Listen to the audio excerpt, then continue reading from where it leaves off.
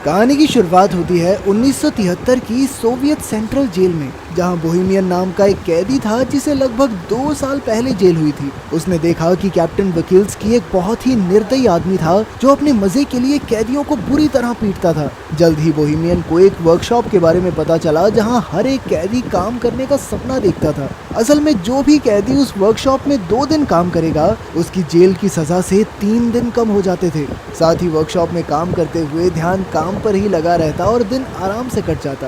फिर एक दिन वार्डन ने बोहेमियन को अपने ऑफिस में बुलाया और उसे अपनी सजा कम करवाने का एक मौका दिया। वो चाहता था कि बोहेमियन एक ऐसी टीम तैयार करे जो वर्कशॉप में काम करके वहाँ की प्रोडक्टिविटी को डबल कर दे।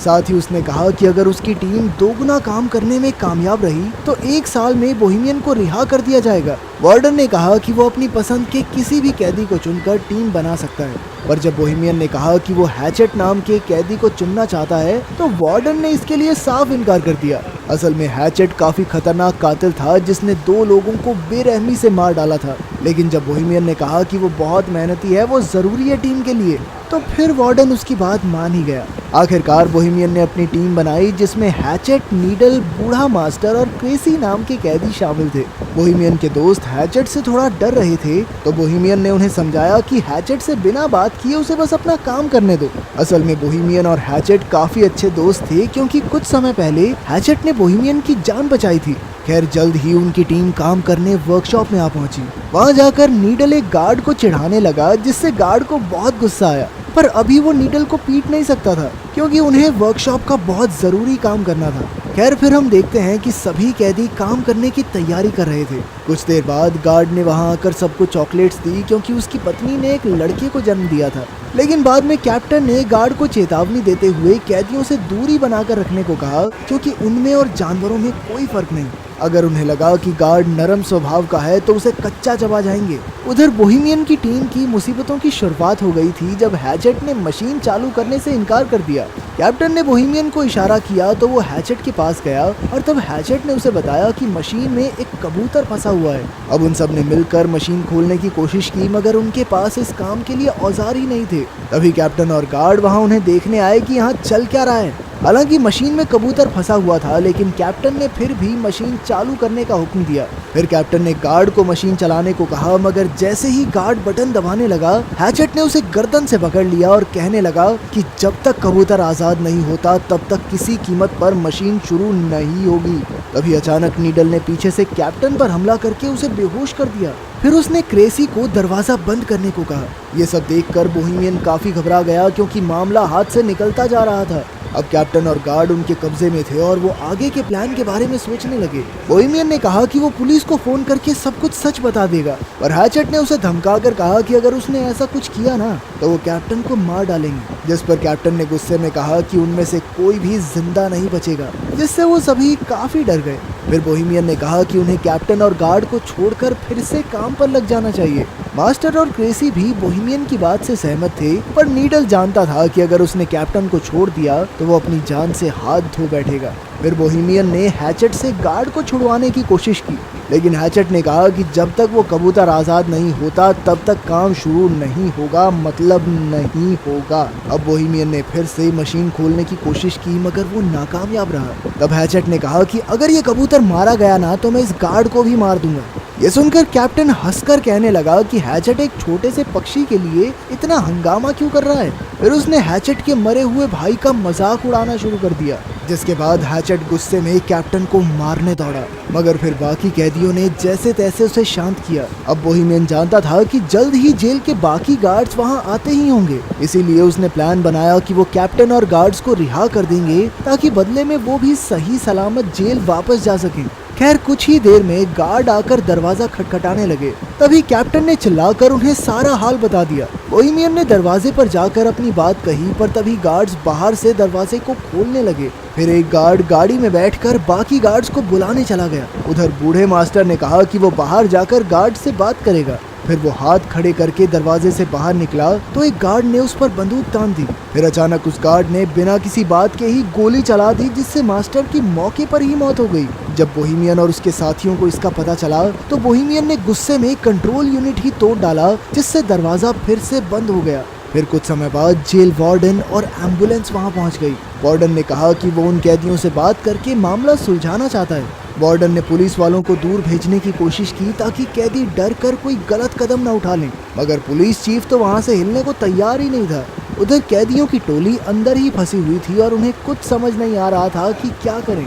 फिर बोहेमियन ने कैप्टन को पानी पिलाया और कहा कि उन्हें दरवाजा खोलकर खुद को पुलिस के हवाले कर देना चाहिए, पर क्रेसी ने कहा कि उन सब का भी वही हाल होगा जो बूढ़े मास्टर का हुआ।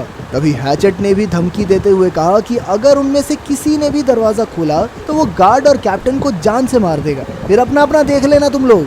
आखिरकार सबको समझ आ गया कि अगर उन्हें इस मुसीबत से जिंदा बचना है तो उन्हें उस कबूतर को जिंदा बाहर निकालना होगा। इधर पुलिस चीफ ने वार्डन से कहा कि उसे 1 घंटा दिया जाता है, उतने में मामला सुलझाना होगा, वरना फिर पुलिस को जबरदस्ती अंदर घुसना ही पड़ेगा। तब वार्डन ने एक माइक्रोफोन के जरिए कैदियों से बात की और उनसे कहा कि भाई देखो, कैप्टन और गार्ड को छोड़ दो, इसी में तुम्हारी भलाई है। वार्डन ने उन्हें विश्वास दिलाने की कोशिश की कि उन्हें कुछ भी नहीं किया जाएगा और इस हरकत को बस एक गलती मानकर भुला देंगे। तब बोहेमियन ने एक बार फिर से मशीन खोलने की कोशिश करने की सोची और साथ ही उसने कैप्टन से चाबी लेकर हैचेट को जंजीरों से रिहा कर दिया। जब नीडल ने इसका विरोध किया तो बोहेमियन ने कहा कि वो कबूतर को आजाद करके ही दरवाजा खोलकर खुद को पुलिस के हवाले करेंगे। इस बात से नीडल और बोहेमियन के बीच हाथापाई शुरू हो गई।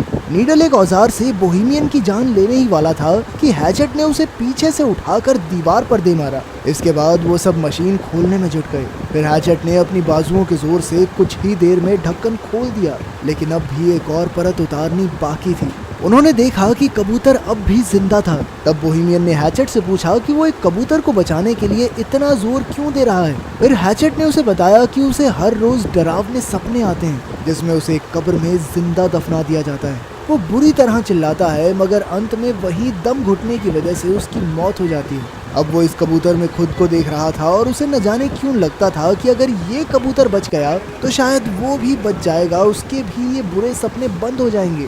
खैर, फिर बोहेमियन ने मशीन खोलने में गार्ड की मदद मांगी तो उसने कहा कि पहले उन्हें कैप्टन को रिहा कर देना चाहिए ताकि कैप्टन बाहर जाकर पुलिस को सब कुछ बता सके, मगर नीडल उसे छोड़ने के लिए हरगिज राजी नहीं था और फिर अचानक उसने कैप्टन पर लकड़ी से वार कर दिया। बोहेमियन ने गार्ड को समझाया कि भाई देख, अगर हमने इसको कैप्टन को छोड़ दिया ना तो हमारे साथ तू भी मारा जाएगा, क्योंकि सिर्फ तुझे बचाने के लिए गोलियों का इस्तेमाल खारिज तो नहीं करेगी सरकार। फिर बोहेमियन ने गार्ड को भी जंजीरों से बांधने की धमकी दी तो वो मदद करने के लिए राजी हो गया। वहीं बाहर पुलिस, कैप्टन और वार्डन ये सोच रहे थे कि इस मामले को कैसे सुलझाया जाए। वार्डन को यकीन था कि कैप्टन और गार्ड अब भी जिंदा हैं। इधर वर्कशॉप में क्रेसी और गार्ड दूसरे कमरे से एक औजार लेने गए। क्रेसी ने कहा कि हैचेट शुरू से ही बुरा आदमी नहीं था, पर एक रात ने उसकी पूरी जिंदगी तबाह करके रख दी। उस रात हैचेट के भाई की शादी थी और उसने बहुत ज्यादा शराब पी ली थी। जब हैचेट के भाई ने उसे रुकने को कहा तो नशे में हैचेट ने अपने भाई को ही मार डाला। जब उसके पिता ने उसे रोकने की कोशिश की तो हैचेट ने उनकी भी जान ले ली। कुछ देर बाद जब उसे होश आया तो उसने पछतावे में खुद को पुलिस के हवाले कर दिया। खैर, फिर सभी कैदी मशीन खोलने की कोशिश में जुट गए। तभी बाहर से वार्डन ने बोहेमियन को बात करने के लिए दरवाजे पर बुलाया। असल में उनकी मोहलत का 1 घंटा बीत चुका था, मगर बोहेमियन ने कहा कि उन्हें कबूतर को जिंदा बाहर निकालने के लिए 1 घंटे का समय तो और लगेगा। फिर वार्डन ने अंदर बंधे हुए कैप्टन से बात की तो उसने कहा कि यहाँ तो कोई कबूतर है ही नहीं और ये कैदी तो बस भागने का मौका ढूंढ रहे हैं। खैर, फिर वार्डन ने कहा कि उनके पास कैप्टन और गार्ड को रिहा करने के लिए 60 मिनट और हैं। फिर वार्डन ने बोहेमियन को याद दिलाया कि भाई क्यों पंगा ले रहा अपनी जिंदगी के साथ, तुझे कहा तो था कि वर्कशॉप का काम पूरा होने पे 1 साल के अंदर रिहा कर देंगे तुझे। लेकिन जब बाकी कैदियों ने ये बात सुनी तो उन्हें बहुत गुस्सा आया, क्योंकि इसका मतलब ये था कि बोहेमियन ने उन्हें अपने फायदे के लिए इस्तेमाल किया था। ये देखकर कैप्टन तो जोर जोर से हंसने लगा और बोहेमियन ने उसे मुक्का मार दिया। फिर वो कैप्टन को रिहा करने लगा तो नीडल ने उसका विरोध किया। तब बोहेमियन ने कहा कि वो सिर्फ कैप्टन को रिहा करेंगे और गार्ड को बंदी बनाकर रखेंगे। फिर जब बोहेमियन कैप्टन को लेकर बाहर आया तो अचानक पुलिस चीफ ने उन पर गोलियां चला दी। अब बोहेमियन तुरंत कैप्टन को वापस अंदर ले आया और मामला फिर बिगड़ गया। उधर बाहर वार्डन ने गुस्से में पुलिस चीफ के मुंह पे मुक्का मारा, पर चीफ ने कहा कि क्या हो गया भाई, उनका समय खत्म हो गया है, बाहर निकालना चाहिए हमारे सोल्जर को। तभी वहाँ एक ट्रक में कई सिपाही आ पहुंचे। वहीं दूसरी ओर सभी कैदी मशीन के ढक्कन में छेद करने में कामयाब रहे। फिर बोहेमियन ने उसमें अपना हाथ डालकर कबूतर को बाहर निकालने की कोशिश की, मगर वो उसके हाथ नहीं लगा। नीडल ने तो ग्राइंडर की मदद से ढक्कन को काटने की भी कोशिश की, लेकिन कोई फायदा नहीं हुआ। आखिरकार उन्होंने एक और छेद करने का फैसला किया, मगर उनके पास जरूरत के औजार नहीं थे। तब बोहेमियन ने कैप्टन से औजारों वाले कमरे की चाबी ले ली।